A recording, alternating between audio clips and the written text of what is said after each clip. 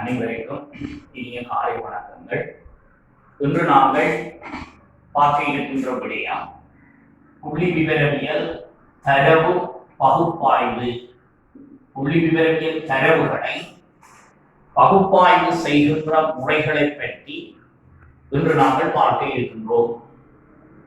புள்ளி விவரவியல் ஆய்விற்காக சேகரிக்கப்பட்ட தரவுகளை பகுப்பாய்வு செய்து முடிவினை பெறுவதற்கு பயன்படுத்தப்படுகின்ற அளவீட்டு முறைகள் புள்ளி விவரவியல் தரவு பகுப்பாய்வு முறைகள் என அழைக்கப்படுகின்றது. அதாவது புள்ளி விவரவியல் தரவுகளை நாங்கள் பகுப்பாய்வு செய்து முடிவெடுப்பதற்கு சில அளவீட்டு முறைகளை பயன்படுத்துகின்றார்கள். அந்த வகையில் 3 விதமான அளவீட்டு முறைகள் பயன்படுத்தப்படுகின்றன. ஒன்று மைய நாட்ட அளவீடுகள், மைய நாட்ட அளவீடுகள். 2 விலகல் அளவீடுகள், விலகல் அளவீடுகள். 3 இணைவு அளவீடுகள். ஆகவே புள்ளிவிவரவியல் பகுப்பாய்வில் மைய நாட்ட அளவீடுகள், விலகல் அளவீடுகள், இணைவு அளவீடுகள் என 3 விதமான அளவீட்டு முறைகள் பயன்படுத்தப்படுகின்றன. இதில் நாம் மைய நாட்ட அளவீட்டை பற்றி விரிவாக நோக்குகின்ற போது ஒரு தரவு கூட்டத்தினுடைய மைய பெருமானத்தினை, ஒரு தரவு கூட்டத்தினுடைய மைய பெருமானத்தினை அளவிடுகின்ற அளவீட்டு முறைகள் மைய நாட்ட அளவீடுகள் என அழைக்கப்படுகின்றது. அதாவது ஒரு தரவு கூட்டத்தினுடைய மையம் சார்ந்த அளவீடுகளே மைய நாட்ட அளவீடுகளாக கருதப்படுகின்றது. இந்த மைய நாட்ட அளவீடுகளினுடைய இயல்புகள் என்ன அப்படி என்று நாங்கள் கொஞ்சம் பார்த்தால், புள்ளி பரம்பலினுடைய மைய பெருமானத்தினை எடுத்தல், புள்ளி பரம்பலினுடைய மைய பெருமானத்தினை எடுத்தல். 2 சராசரியை, புள்ளி தொகுதியினுடைய சராசரியை வெவ்வேறு வழிமுறைகளில் அளவீட்டுக்கு உட்படுத்துதல். 3 வெவ்வேறு சராசரிகளை ஒன்றோடு ஒன்று ஒப்பிட்டு முடிவெடுத்தல் போன்ற இயல்புகளை கொண்டதாக இந்த மைய நாட்ட அளவீடுகள் காணப்படுகின்றன.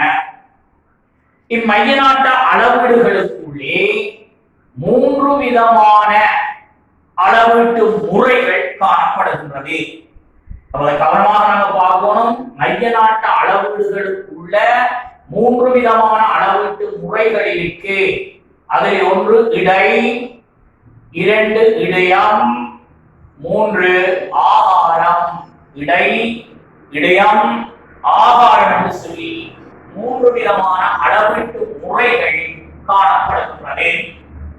இவற்றுள் இடை பற்றிய அளவீடு மிக முக்கியமான ஒன்றாகும். இடை அல்லது கூட்டல் இடை அல்லது எண்கணித சராசரி அப்படி என்று அழைப்பார்கள். அப்ப இடை என்றால் என்ன அப்படி என்று கொஞ்சம் பார்ப்போமாக இருந்தால், ஒரு தரவு கூட்டத்தில் உள்ள உறுப்புகளினுடைய பெருமானத்தின் கூட்டுத்தொகையை, ஒரு தரவு கூட்டத்தில் எத்தனை உறுப்புகள் இருக்கோ அவற்றினுடைய பெருமானத்தை கூட்ட வேண்டும். அந்த கூட்டுத்தொகையை அந்த தரவு கூட்டத்தில் உள்ள உறுப்புகளின் எண்ணிக்கையால் வகுத்து பெறப்படுவது இடை என அழைக்கப்படுகின்றது.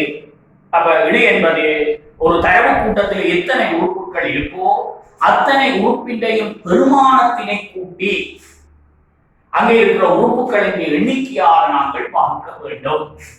அதற்கு ஒரு சமன்பாட்டை பின்பற்றுகிறார்கள். x பார் சமன் சிக்மா x இன் கீழ் n. இதை கவனிச்சீங்கன்னா x பார் என்பது இடையை குறிக்கும், x என்பது உறுப்புகளின் பெருமானத்தை குறிக்கும், சிக்மா என்பது கூட்டுத்தொகையை குறிக்கும், n என்பது உறுப்புகளினுடைய எண்ணிக்கையை குறிக்கும். அப்ப இந்த சமன்பாட்டிலேயே அதற்குரிய வரிகளை இருக்கு. உறுப்பினுடைய பெருமானத்தின் கூட்டுத்தொகையை உறுப்பின் எண்ணிக்கையால் வகுத்து பெறப்படுவது கிடையாகும். இது ஒரு எளிமைப்படுத்தப்பட்ட தரவு கூட்டத்தில இந்த சமன்பாட்டின் ஊடாகத்தான் இடை மதிப்பிடப்படுகின்றது. அப்ப நாங்கள் ஒரு உதாரணத்தில் பார்த்தால் 1, 2, 3, 4, 5 இப்படி ஒரு தரவு கூட்டம் எங்களுக்கு தரப்பட்டால் இதனுடைய இடையை நாங்கள் கண்டு பார்க்கலாம். அப்ப ஒவ்வொரு உறுப்பின் பெருமானத்தை கூட்ட வேண்டும். 1 சக 2 சக 3 சக 4 சக 5. அதன் கீழ் 5 உறுப்புகள் இதிலே இருக்கின்றன. சரி, நாங்கள் கூட்டினோம் என்றால் 5 4 9, 9 3 10, 3 13, 2 15. அப்ப உறுப்பின் பெருமானத்தின் கூட்டுத்தொகை 15 பிள்ளைகள், உறுப்பின் எண்ணிக்கை 5, அதை வகுத்தீங்கள் என்று சொன்னால் 3. ஆகவே இந்த எளிமைப்படுத்தப்பட்ட தரவு கூட்டத்தினுடைய இடை என்ன என்று ஒரு கேள்வி கேட்டால் 3 என்று வருகிறது. ஆனால் சில வேளைகளில் எங்களுக்கு தரப்படுகிற தரவு கூட்டம் எளிமைப்படுத்தப்பட்ட தரவு கூட்டம் அல்ல, மீளுடனை கொண்ட தரவு கூட்டமாகவும் அமையலாம். அப்படியான சந்தர்ப்பத்தில் இடையே எப்படி காண்பது? அதுக்கு ஒரு சமன்பாடு இருக்கு. x பார் சமன் x into f இன் சிக்மா, அதன் கீழ் சிக்மா f. அதாவது உறுப்பிட்ட பெருமானத்தை x அதற்குரிய f மீடுறனால் பெருக்கி உறுப்பிட்ட பெருமானத்தை மீடுறனால் பெருக்கி வருகின்ற கூட்டுத்தொகையை எதனால் வகுத்தல்? மீடுறனுடைய கூட்டுத்தொகையால் வகுத்தால் இடை பெறப்படும். அப்ப இதுல கொஞ்சம் கவனமாக இருக்கக்கூடிய உறுப்பிட்ட பெருமானத்தை மீடுற பெருமானத்தால் பெருக்க வேண்டும். அது பெருக்கி வாரனுடைய கூட்டுத்தொகையை மீடுற கூட்டுத்தொகையால் வகுக்க வேண்டும். இதை நாங்கள் ஒரு உதாரணத்தில் பார்ப்போம். x உறுப்பினுடைய பெருமானம் 82, 77, 72, 67.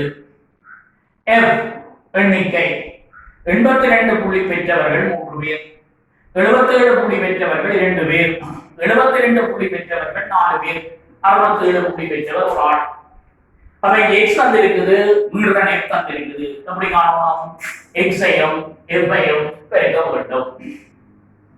பெருக்கி நீங்கள் 2 6, 2 24, 246. இடப்பெருக்கி நீங்கள் 7 14 ஒரு மிச்சம், 7 14 1 15, 184.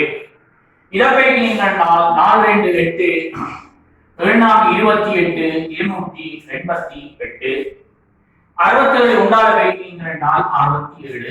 இதுதான் f into x. இதனுடைய கூட்டுத்தொகை 755. இந்த 755க்கு பேர் தான் sigma x into f. Sigma x into f.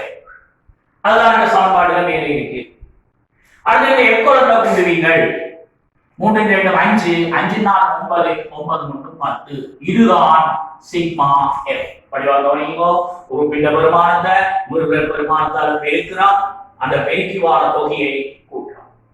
இப்ப இந்த கூட்டுத்தொகையை இந்த எவ்விட்ட கூட்டுத்தொகையால் பிரித்தால் எங்களுக்கு இடைவரும் 755. எவ்வினுடைய கூட்டுத்தொகை 10. அப்ப 755ஐ நாங்கள் 10ஆல் பிரித்தால் எங்களுக்கு 75.5. இதுதான் இந்த எண்பரம்பலினுடைய விடையாக இருக்கும். ஆகவே உறுப்பிட்ட பெருமானத்தை மீடுறனால் பெருக்கி வருகின்ற கூட்டுத்தொகை மீடுறனுடைய கூட்டுத்தொகையால் வகுத்து பெறப்படுவது என்னவாக இருக்கும் என்று கேட்டால் விடையாக இருக்கும். ஆகவே எளிமைப்படுத்தப்பட்ட தரவு கூட்டத்தில் இடையே எப்படி காண்பது, மீடுறன் வரம்பல் கொண்ட ஒரு தரவு கூட்டத்தில் இடையே எப்படி காண்பது என்கின்ற விடயத்தில நீங்கள் வேறுபடுத்தி கணிப்பிடக்கூடிய ஆற்றலை பெற்றிருக்க வேண்டும். அடுத்த விடயமாக இந்த இடையினுடைய முக்கியத்துவம் என்ன? இடைக்கணிப்பீட்டை நாங்கள் செய்வதால இந்த புள்ளிவிரவியல் பகுப்பாய்வில் என்ன பயன், என்ன முக்கியத்துவம் இருக்கு என்றதை பற்றி நாங்கள் பார்த்தால், ஒரு எண்பரம்பலினுடைய பொதுவான போக்கினை அறிந்து கொள்வதற்கு, ஒரு எண்பரம்பலினுடைய பொதுவான போக்கினை அறிந்து கொள்வதற்கு இந்த இடை என்பது முக்கியமான ஒன்றாக கருதப்படுகின்றது. இரண்டாவது, இது ஒரு தனித்துவமான அளவீடு. அது மட்டுமல்லாமல் இந்த அளவீட்டில தரவு கூட்டத்தினுடைய எல்லா உறுப்புகளின் பெருமானமும் கருத்தில் கொள்ளப்படுகிறது. எல்லா உறுப்பின் பெருமானத்தை கருத்தில கொண்டுதான் விடை கணிப்பிடப்படுது. அதனால இது ஒரு சிறந்த கணிப்பீட்டு முறையாக கருதப்படுவது மட்டுமல்லாமல் கணித ரீதியான செயற்பாடுகளில் அர்த்தம் உள்ள வகையில் இந்த விடையை நாங்கள் பயன்படுத்தக்கூடியதாக உள்ளது. அதுவும் ஒரு முக்கியத்துவம் பிள்ளைகள். கணித ரீதியான செயற்பாட்டில அர்த்தமுள்ள வகையில இதை நாங்கள் பயன்படுத்தலாம். அடுத்த ஒரு முக்கியமான பயன்பாடு என்னவென்றால் விலகல் அளவீடுகள் அப்படின்னு பார்க்கிறோம். அங்க நாங்கள் விலகல் அளவீட்டை விரிவா பார்க்க விளங்கும். அந்த விலகல் அளவீடுகளை செய்வதற்கும் விலகல் அளவீடுகளை மேற்கொள்வதற்கும் இந்த விடை என்பது மிக அவசியமானதாக கருதப்படுகின்றது. அடுத்தது இது இலவுல கணிப்பிடக்கூடிய ஒரு அளவீட்டு முறை. அத்தோட இது ஒரு நிகழ்தகவான முடிவைத்தான் உங்களுக்கு தரும். இது அந்த விடையினுடைய சிறப்பு அம்சம்.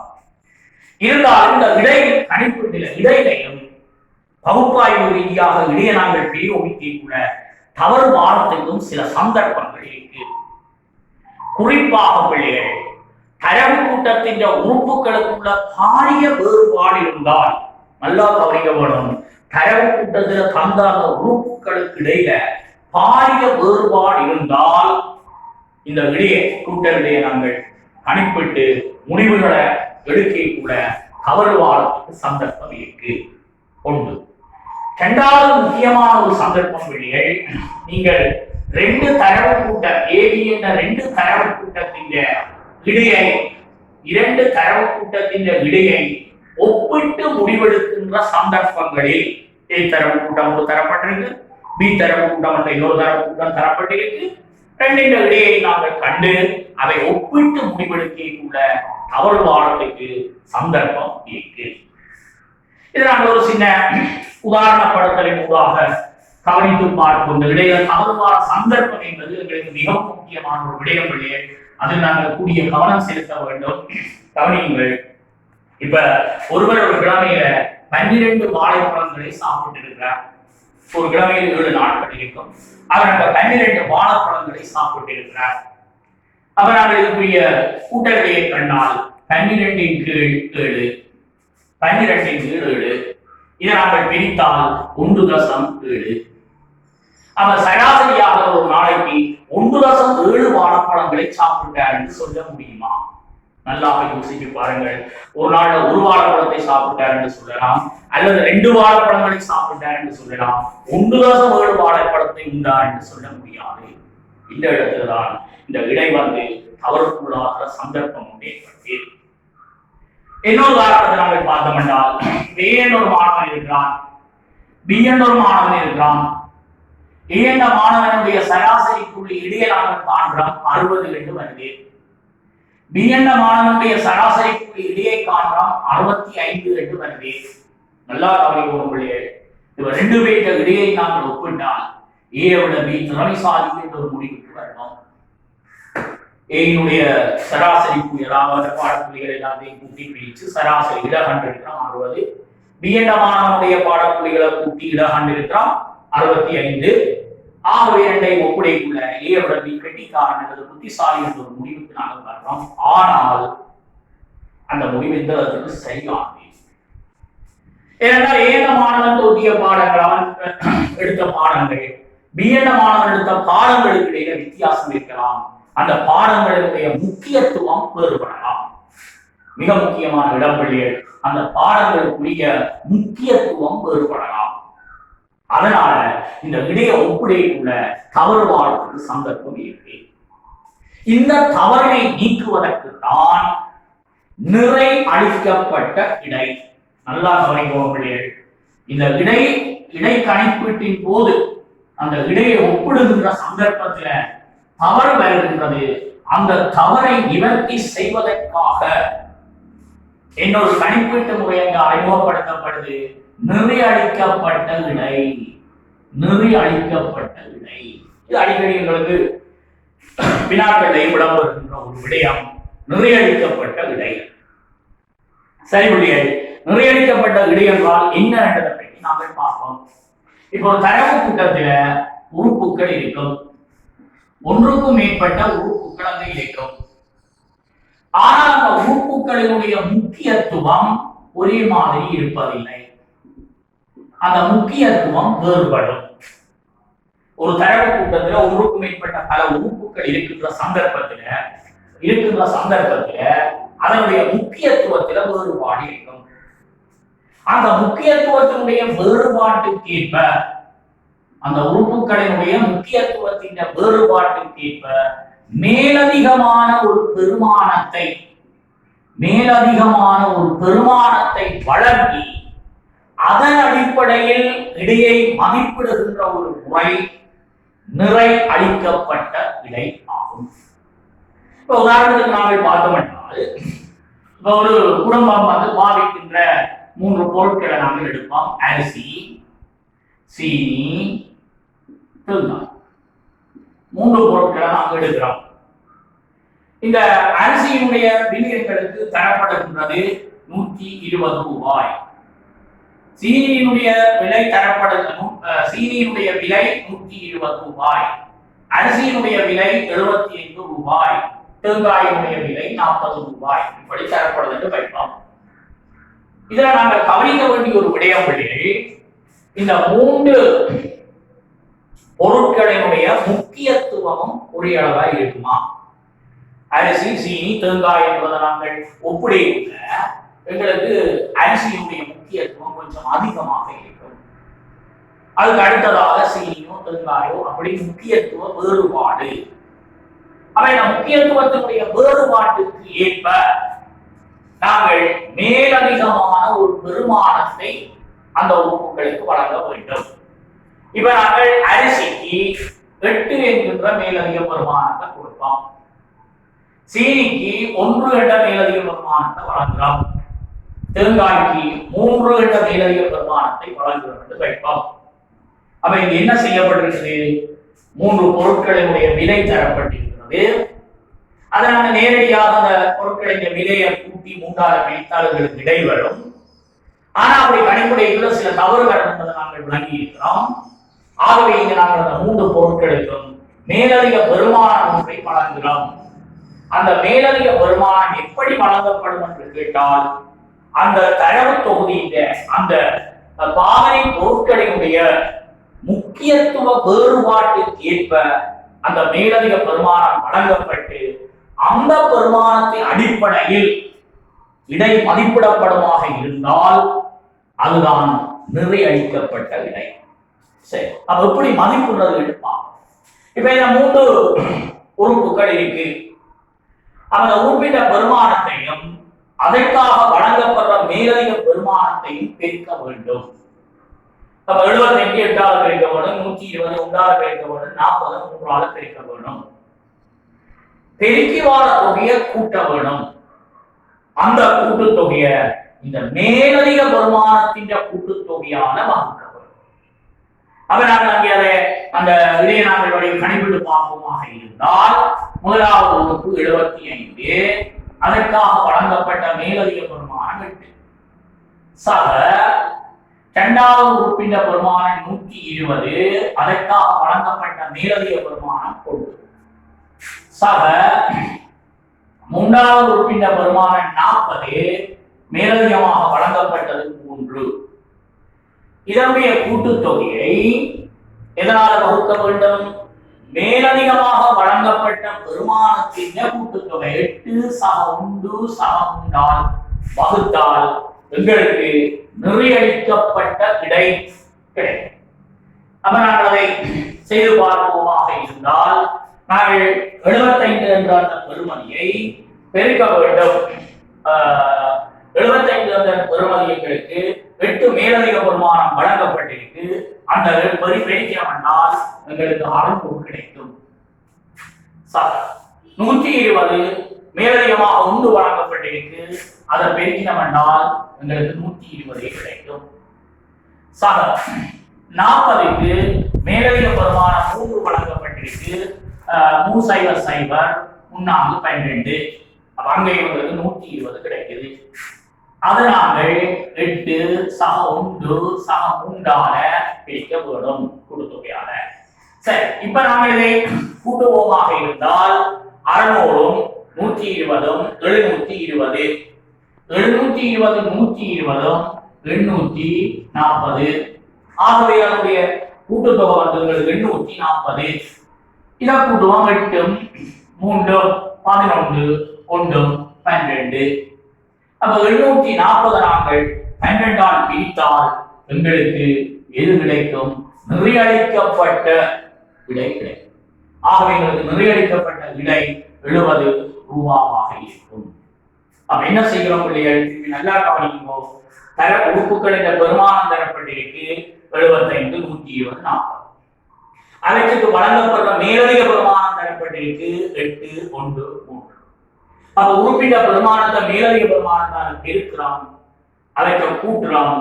அதை நாங்கள் மேலதிகமாக வழங்கப்பட்ட பெருமானத்தின் கூட்டுத்தொகையால வகுக்கிறோம். அப்படி வகுத்து பெறப்படுவது நிறை அளிக்கப்பட்ட விடை ஆகும். இந்த நிறை அளிக்கப்பட்ட விடை எங்க பயன்படுது?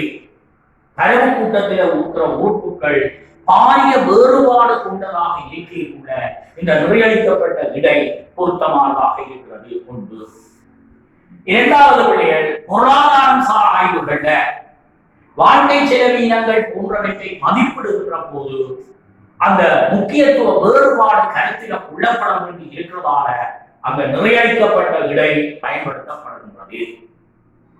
மூன்று விடைகள் இந்த பரீட்சைகள்ல மாணவர்களுடைய புள்ளியை பகுப்பாய்வு செய்ய கூட அவர்களுடைய பாடங்களுக்கு இடையிலே இருக்கிற வேறுபாடு கருத்தில உள்ளப்பட வேண்டி இருக்கிறதால அங்க இந்த நிறையளிக்கப்பட்ட விடை. அப்ப சாதாரண விடைக்கு நிறையளிக்கப்பட்ட விடைக்கும் என்ன வேறுபாடு அப்படிங்கிற ஒரு வினா உங்களுக்கு வினாவினால் நீங்கள் என்ன பதில் அளிக்க வேண்டும்? சாதாரண விடையில எல்லா உறுப்புகளும் சம முக்கியத்துவம் கொடுக்கப்பட்டு விடை கணிப்பிடப்படும். ஒரே முக்கியத்துவம் தான் எல்லாம்.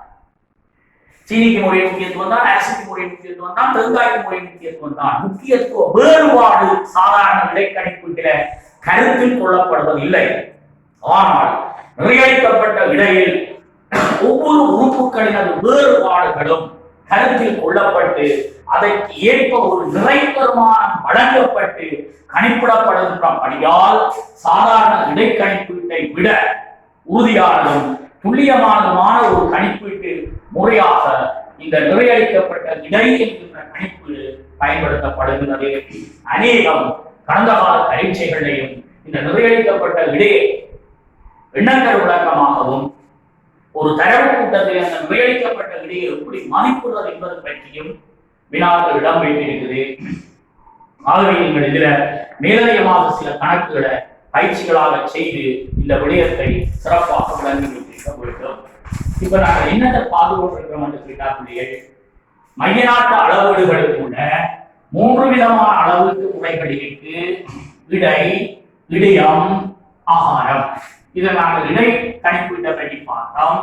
அது எளிமையான தரவு கூட்டத்தில் இடை எப்படி கணிப்புறது, மீளன் கடம்பல் கொண்ட ஒரு தரவு கூட்டத்தில் இடை எப்படி கணிப்புறது, இடையினுடைய சிறப்பு இயல்புகள் என்ன, இடையை எப்படி தவறு ஏற்படுது, அந்த தவறை நிவர்த்தி செய்யறதுக்கு நிறையளிக்கப்பட்ட விடை அந்த கணிப்பீட்டு எப்படி செய்யலாம், அதனுடைய சிறப்பம்சம் என்ன அப்படிங்கிற விடயத்தை பற்றி பார்த்தோம். இப்ப நாங்கள் பார்க்க போது இடையம். இடையம் என்று சொல்லுவதும் மைய நாட்டு அளவீடுகளுக்குள்ள இருக்கின்ற ஒரு கணிப்பீட்டு முறை. எங்களுக்கு ஒரு தரவு தொகுதி தரப்படுது, ஒரு எண்பரம்பல் தரப்படுது. அந்த எண்பரம்பலை நாங்கள் 7 வரிசையிலோ அல்லது 2 வரிசையிலோ ஒழுங்குபடுத்தி எழுத வேண்டும். தரப்பட்ட எண் தொகுதியை 7 வரிசை அல்லது 2 வரிசையில் ஒழுங்குபடுத்தி எழுதுகின்ற போது அந்த எண்பரம்பலின் மைய உறுப்பு நடுவில் வருகின்ற எண்பரம்பலின் நடுவில் வருகின்ற உறுப்பு இடையம் என்ற பெயரால் அழைக்கப்படும். இந்த விடயத்தை கணிப்புறதுக்கு ஒரு சமன்பாடு இருக்கு. a+1 அதன் கீழ்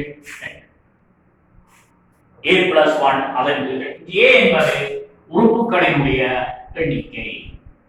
அப்ப இதை 1 2 3 4 5 உறுப்புகள் இருக்கு.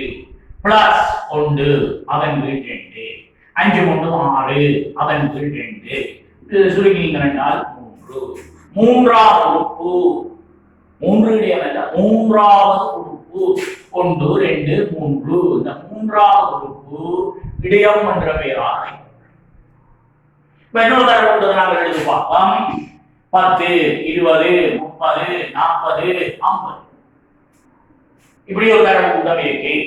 அப்ப இந்த தரவு கூட்டத்தின் இடையத்தை நாங்கள் காணோம் எத்தனை உறுப்பு 1 2 3 4 5 உறுப்பு இருக்கு. அப்ப ஏக்கு பதிலா 5 பிளஸ் 1 அவன் கீழ் 2 6 கீழ் 2 சுருக்கினம் என்றால் மூன்றாவது உறுப்பு. இது முதலாவது உறுப்பு, இரண்டாவது உறுப்பு, மூன்றாவது உறுப்பு இடையம். அப்ப இடையம் என்ற ஒரு இலகுவான கணிப்பீட்டு முறை. ஒரு தரவு கூட்டத்தை ஏறு வரிசை அல்லது முரண்டு வரிசையில் ஒழுங்குபடுத்தியுள்ள மையத்தில் வருகின்ற உறுப்பு மைய உறுப்பு இடையம் என்ற பெயராலே அழைக்கப்படும். ஆனால் உங்களுக்கு தரப்படுற தரவு கூட்டத்தில் இருக்கிற உறுப்பின் எண்ணிக்கை தட்டு எண்ணாக இருந்தால் உதாரணத்துக்கு 1 2 3 4 5 6 இதுதான் தரவு கூட்டம். அப்ப இது 6 உறுப்புகள் இருக்கு. அப்ப அந்த உறுப்புகள் 2 எண்ணாக இருக்கு. இருந்தால் அந்த மைய உறுப்பு ஒன்று அங்க வெளிப்படையாக இருக்காது. அந்த இடத்துல நாங்க என்ன செய்வோம் என்றா பிள்ளைகள், இந்த மையம் சார்ந்து இருக்கின்ற 2 உறுப்புகள் நல்லா கவனிக்கணும். ஒரு எண்பரம்பை ஒழுங்குபடுத்தி கூட மைய உறுப்புன்ற ஒரு உறுப்பு அங்க இல்லை என்றால் அந்த மையத்தில் இருக்கின்ற 2 உறுப்புகளின் பெருமானத்தையும் நாங்கள் கூட்டி 2 உறுப்புகளின் பெருமானத்தை கூட்டி 2ஆல் வகுத்தால் கிடைப்பார். அப்ப மையம் சார்ந்து இருக்கின்ற 2 உறுப்புகளினுடைய கூட்டுத்தொகையின் அரைவாசி 7 அது 2ஆல் பிரிச்சீங்கள் என்று சொன்னால் 7ஐ 2ஆல் பிரிச்சீங்கள் என்று சொன்னால் 3.5.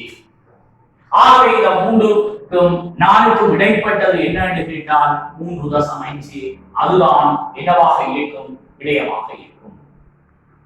அவை இன்னொரு நாங்கள் பார்த்தால் 10 20 30 40 50 60 இந்த தரப்பு கூட்டத்தை எடுத்தீங்கன்னா இங்க மையம் சார்ந்த உறுப்பு 2 இருக்கு, 30 40. அப்ப நாங்கள் என்ன செய்ய வேணும், 30 பெருமதியையும் 40 பெருமதியையும் கூட்டி 2ஆல் வகுக்க வேண்டும். 30 40 கூட்டினால் 70. அதை நீங்கள் 2ஆல் வகுக்க வேண்டும். வகுத்தால் 35 விடையாகும். சரி, இந்த 35 எங்க இருக்குது பாருங்க, 30க்கும் 40க்கும் இடையில தான் இந்த 35 இருக்கு. அதுதான் இந்த வெண்பரம்பரின் இடையம் என்று சொல்லப்படும். ஆகவே இடையத்தை மிக இலகுவாக கணிப்பிட்டுக் கொள்ள முடியும். அப்ப இடையினுடைய இயல்பு என்ன அப்படின்னு சொல்லி ஒரு வினாவினால் நீங்க சொல்லுவீங்கள், இடையமும் மையம் சார்ந்த ஒரு அளவுகளாகத்தான் இருக்கிறது. இரண்டாவது, இந்த இடையத்தை இலகுவாக நாங்கள் கணிப்பிட்டுக் கொள்ளக்கூடியதாக இருக்கும் 2.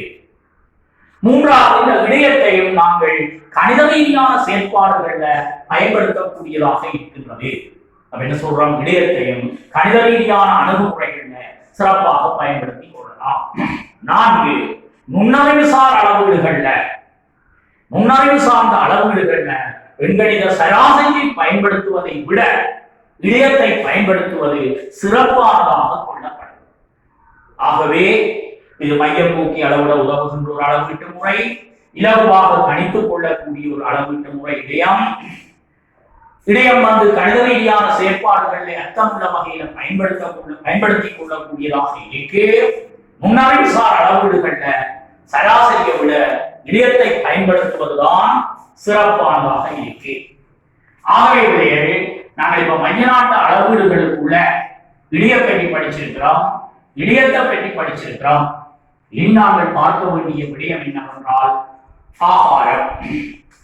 அப்ப மைய நாட்டு அளவீட்டுல 3வது கணிப்பீடு ஆகாரம், அல்லது சொல்லுவார்கள் வகை, அல்லது சொல்லுவார்கள் முகடு.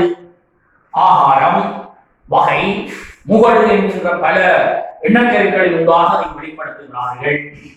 இவங்க என்ன ஆகாரம் என்ன என்று கேட்டால், ஒரு எண் பரம்பல் இருந்தால், ஒரு எண் பரம்பல் தரப்பட்டால் அதுல அதிக தடவை வந்த உறுப்பு, அதிக தடவை இடம்பெறுகின்ற உறுப்பு ஆகாரம் என அழைக்கப்படும். அதிக தடவை இடம்பெறுகின்ற உறுப்பு அல்லது பிள்ளைகள் அதிக மீடுரனை கொண்ட உறுப்பு. மீடுரன் தரவு கூட்டம் என்றால் அதிக மீடுரனை கொண்ட உறுப்பு.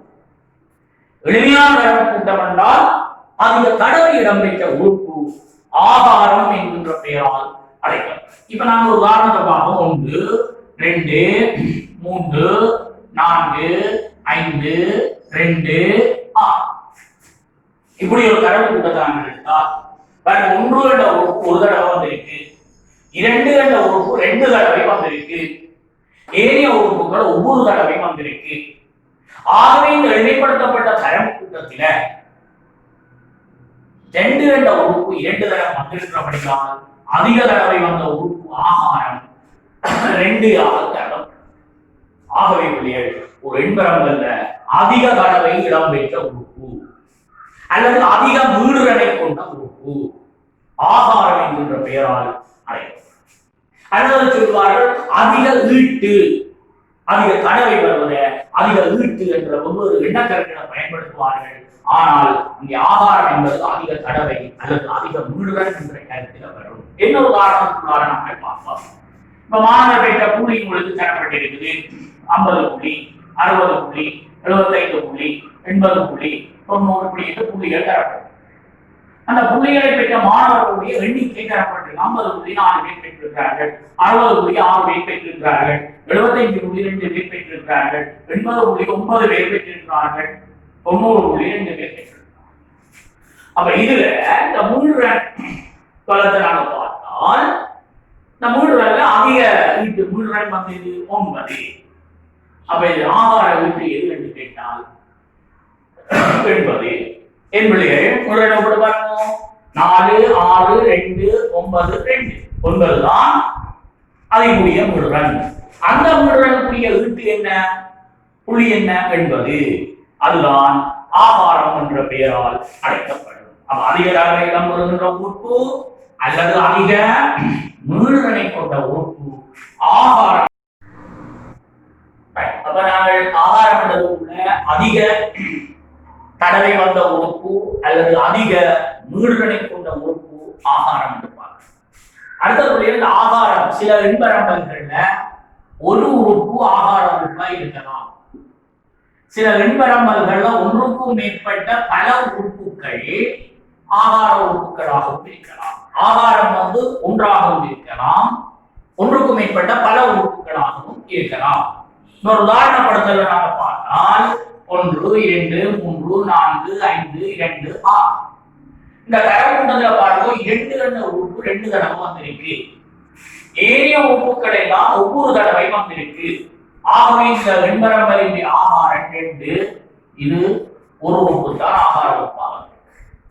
என்ன உதாரணம் 1 2 3 4 2 5 6 3 7 இந்த வெண்பரம்பலியோடு தான் நாங்கள் பார்த்தோம் என்றால் இங்க பாருங்க 2 என்ற உறுப்பு 2 தடவை வந்திருக்கு, 3 என்ற உறுப்பு 2 தடவை வந்திருக்கு. ஏனைய உறுப்புகள் எல்லாம் ஒவ்வொரு தடவை தான் நம்பிக்கை.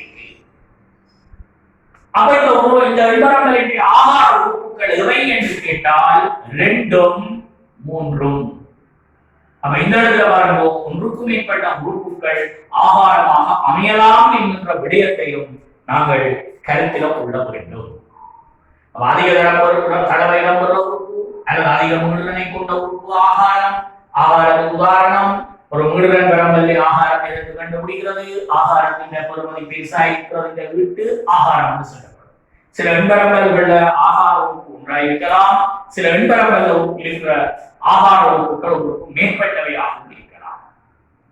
இறுதியாக சில வெண்பரம்பல்கள்ல ஆகார உறுப்பு இல்லாமல் இருக்கலாம், சில வெண்பரம்பல்கள்ல ஆகார உறுப்பு இல்லை. உதாரணம் 1 2 3 4 5 இந்த வெண்பரம்பலை பார்த்தீங்கன்னா எல்லா உறுப்புகளும் சமதடவை வந்திருக்கு. அதிக தடவை வந்த உறுப்பு எதென்றால் தமிழ் உறுப்பு இல்லை. எல்லா ஆகாரங்களும் தவறு. ஒன்றரை உறுப்பு ஒரு தடவை வந்திருக்கு, இரண்டரை உறுப்பு ஒரு தடவை வந்திருக்கு, மூன்றரை உறுப்பு ஒரு தடவை வந்திருக்கு, 4 ஒரு தடவை வந்திருக்கு, 5 ஒரு தடவை வந்திருக்கு. ஆகவே அதிக தடவை வந்த உறுப்பு இங்கே இல்லை. சரி, இந்த உதாரணம் உபயோகமாக பார்த்தால் 1 2 1 2 3 3 இப்படி பார்த்தால் இதில் ஆதார உறுப்பு இருக்கா? சில சொல்வார்கள் எல்லாம் ஆதாரம் தான் சரி, 1 2 தரம் வந்திருக்கு, 2 தரம் வந்திருக்கு, 3 2 தரம் வந்திருக்கு. இப்ப இங்க ஒவ்வொரு சமதடவைகள் தான் இருக்கு. சமதடவைகள் ஒன்றரை உறுப்பு 2 தரம் வந்திருக்கு, 2 உறுப்பு 2 தரம் வந்திருக்கு, 3 உறுப்பு 2 தரம் வந்திருக்கு. சமதடவை ஆதாரம்னால என்ன? அதிக தடவை. அதிக தடவை என்ற எண்ணக்கரு பொருந்தாது. ஆகவே இந்த தரவு கூட்டத்தில் ஆகாரம் இல்லை, இந்த தரவு கூட்டத்திலேயும் ஆகாரம் இல்லை. ஆகவே பிள்ளைகள், இன்று நாங்கள் முக்கியமாக இந்த தரவு பகுப்பாய்வு முறைகள்ல, புள்ளிவிவரவியல் தரவு பகுப்பாய்வு முறைகள்ல முக்கியமான ஒரு அளவீட்டு முறை மைய நாட்டு அளவீடுகள். அந்த மைய நாட்டு அளவீடுகளுக்குள்ள விடயம் ஆகாரம் என்று சொல்லப்படுகின்ற 3 அளவீட்டு முறைகளையும் பார்த்திருக்கிறோம். அந்த அளவீட்டு முறைகளுக்கான சமன்பாடுகளை கேட்டிருக்கிறோம். அந்த சமன்பாட்டை வச்சு கொண்டு நாங்கள் அந்த உதாரணத்துல எப்படி அந்த முடிவுகளை கணிப்படுறது என்பதை பற்றியும் பார்த்திருக்கிறோம். அத்தோட இந்த இடையிடையம் ஆகாரம் போன்றவற்றினுடைய இயல்புகள், அதற்குடைய முக்கியத்துவங்கள் சார்ந்த விடயங்களையும் நாங்கள் இந்த வகுப்பில கற்றிருக்கிறோம். இதற்கான கையேடுகளை, இந்த பகுதிக்கான கையேடுகளை நீங்கள் என்னுடைய Facebook பக்கத்துல வந்து பெற்றுக்கொள்ளலாம். என்னுடைய பெயர் எஸ் பவன். அந்த பெயர்லேயே என்னுடைய Facebook பக்கம் இருக்கு. அந்த பக்கத்துக்கு நீங்க வந்தால் இந்த வீடியோவை கேட்ட பின்னர் நீங்கள் அந்த பக்கத்துல போய் இதற்கான கையெழுத்தை எடுத்து அதுல மேலதிகமான கணக்குகள் அல்லது உங்களுக்கு போட்டிருக்கிறேன். அந்த கணக்குகளை நீங்கள் செய்து பார்த்தீர்கள் இந்த மைய நாட்டு அளவீடுகள்ல நீங்கள் முழுமையான ஒரு தேர்ச்சியை பெற்றுக்கொள்வீர்கள் என கூறி விடைபெறுகிறேன்.